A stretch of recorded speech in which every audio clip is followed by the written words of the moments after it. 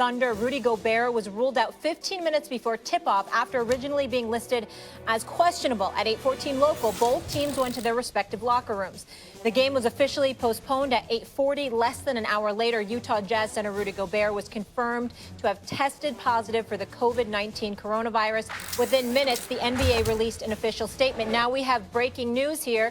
The Jazz have confirmed a second player has tested positive. Our Adrian Wojnarowski tweeting this: Jazz star Donovan Mitchell has tested positive for the coronavirus. League sources tell ESPN Jazz players privately say that Rudy Gobert had been careless in the locker room, touching other players and their belongings. The hotel in Oklahoma City where the Jazz were staying has now been closed to the public. On that note, we bring in NBA reporter Royce Young, who has been covering this.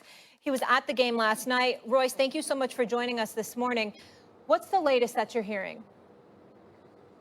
So as of right now, as we're standing here, this is the 21C Hotel over here. This is the back alley where the Utah Jazz, we believe their team buses have been waiting. They had 5 buses here. 3 have already left. There's 2 that are kind of tucked back there away from visibility that are just sitting there idling right now. So as you mentioned, the hotel has been closed to the public. All staff employees are walking around with blue rubber gloves on their hands. The phones are ringing off the hooks in there of people wondering what's going to happen with their wedding that was planned at this hotel, because this is a pretty nice Oklahoma City hotel. This is the preferred hotel for NBA teams to stay at. So as of right now, the Utah Jazz are obviously making arrangements on how to get back to Salt Lake City with the separation between the players that have tested positive, which is now we understand to be Donovan Mitchell and Rudy Gobert, versus the rest of the team personnel that has not tested positive.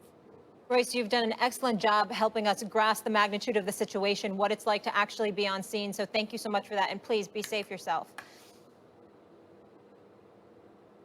All right, we'll bring it back to the desk now. Jay Williams here with us. Jay, good to have you. Good morning. We haven't heard from you yet here on First Take. What is on your mind at the moment as this continues to develop? Stephen A. and I were texting yesterday, and we had the conversation. First off, that the NBA, as they were quick to pivot, and I give them a lot of credit for that, I also think they were a little bit slow and dragged their feet at the beginning of it, considering that you had different teams that were acting as individual entities saying what they decided they wanted to do instead of having one uniform decision.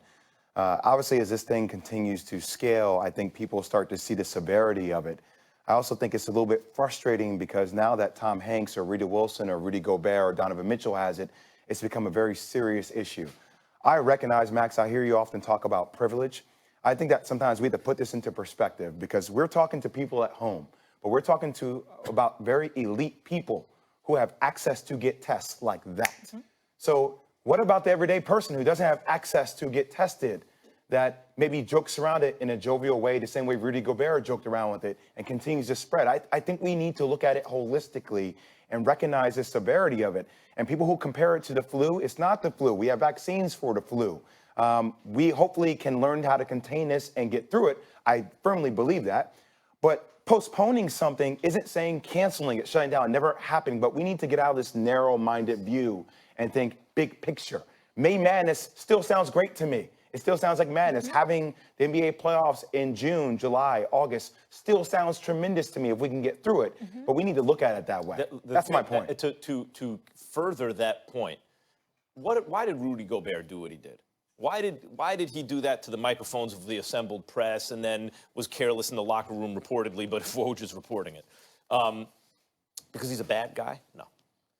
Because he felt he had enough of an understanding about it, that the odds were low that he had it, that he could make that joke. Rudy Gobert was not in a position to make that judgment. It was an unsound judgment. Yes, it is the case that it is still very low odds that any single individual has coronavirus, even if they're feeling sick. That's just the statistical probability. But that's not what it's about. It's not about you and your judgment about how you'd like to live your life. It's about living in a community and cooperating with others. But this is the problem. The individual cost is high. You have to change the way you live your life. Teams have to give up, or the NCAA has to give up an enormous amount of money. Yeah. The individual benefit is low. Because really what you're being asked is hey, engage in sacrificial behavior for societal benefit. That's a low kind of gain for someone. They feel good about themselves from it, but it's a high cost. And so that's the issue. It's not that you're going to get it, it's that you're going to spread it. Exactly. And that's what Gobert did. He's a cautionary tale. No question. And Matt Barnes back with us now, joining the discussion. Matt, thank you for coming back here with us. What's your, you want, I go ahead, want to sir. ask him because I know that you've been speaking to players this morning. What can you tell us about what you've been hearing? I got a chance to talk to Chris Paul a little bit ago, and he just said they're kind of on pretty much lockdown. The facility's closed. They're waiting to be tested because his understanding is you can't test for it right, or it won't show up right away. So I guess they're waiting for their test to still come, and he's supposed to have a call with Adam Silver a little bit later today. Yeah, he's the president of the Players Association. Everybody got to remember that. Now, he ain't just a star point guard in the NBA. He's the president of the Players Association. But I also want to ask this. I want to ask about the elevation of fear that has kicked in. The reason I asked that, guys, especially to you two, is because we mentioned it, but we just went over it. The Toronto Raptors played the Utah Jazz just a couple of nights ago. Again, you know, that period, 5 to 14 days before you even see any symptoms, that comes into play.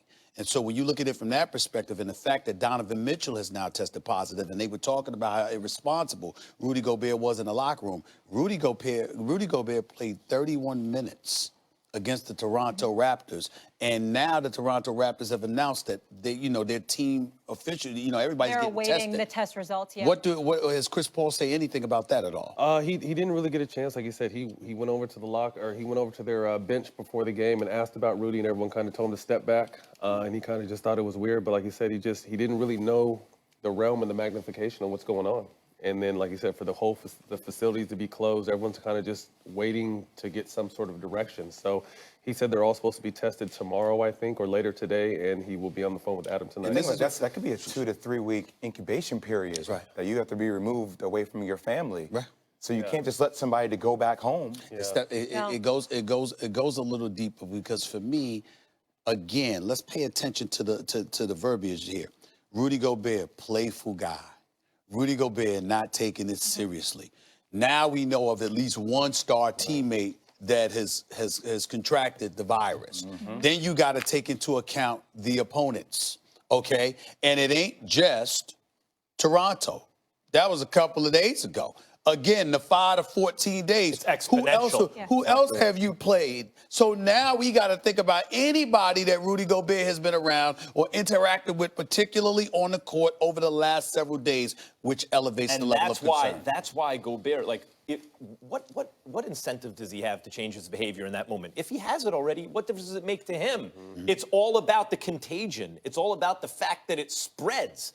I mean, it's a joke, but in the 90s, with the way they played defense there, the whole league would have it already, right? But that's real. The closer you are to someone. Let me put y'all on pause just for a quick second here. They played Toronto Monday, Utah. Saturday, they played at Detroit. I spoke to somebody during the show that said, excuse me, you know what? I got to call some of my folks in Boston because Utah played Boston Friday. They played the New York Knicks Wednesday. So think about that. New York, Boston, Detroit, Toronto. It's here. Listen, the virus is here. And as I said, the congressional doctor predicted between 70 and 150 million Americans will get it. It's not an issue if you throw up your hands and say, well, it's here. What are we going to do about it anyway? More reason to social distance and slow the spread so we don't overtax the healthcare system. As Jay said, privileged people have access to medicine, but that's not the majority of our population. Can I tell you something? And I played in this conference for 3 years.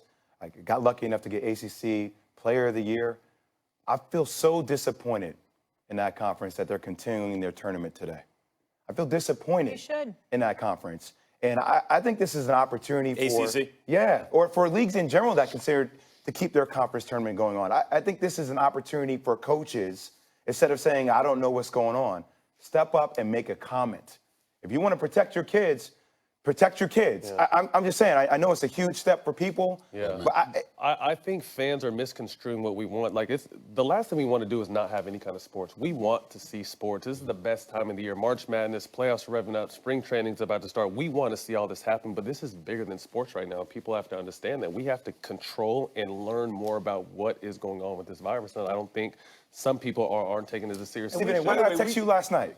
I literally texted, I'm like, I'm worried about social distancing. Let's be real with people at work.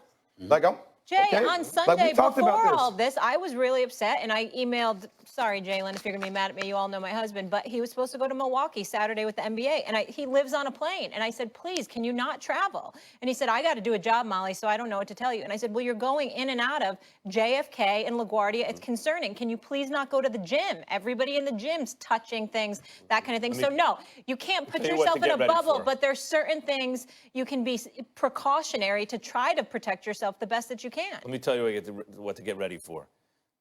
E-gamers and stuff like that, going to be one guy's going to have LeBron and one guy's going to have KD, and we're going to be watching it in about 2 weeks. 2K is going to finish the season out. Right. But here's the good part. It's just suspended. It's still going to come back. It's just a moment in time. We're taking a pause, and we're going to be so excited for it. I find myself keeping my eyes on Boston and Oklahoma City. I'm talking about this team, not just as a league, but I'm zeroing in on teams because, again, Oklahoma City was against Utah last night before the game was postponed.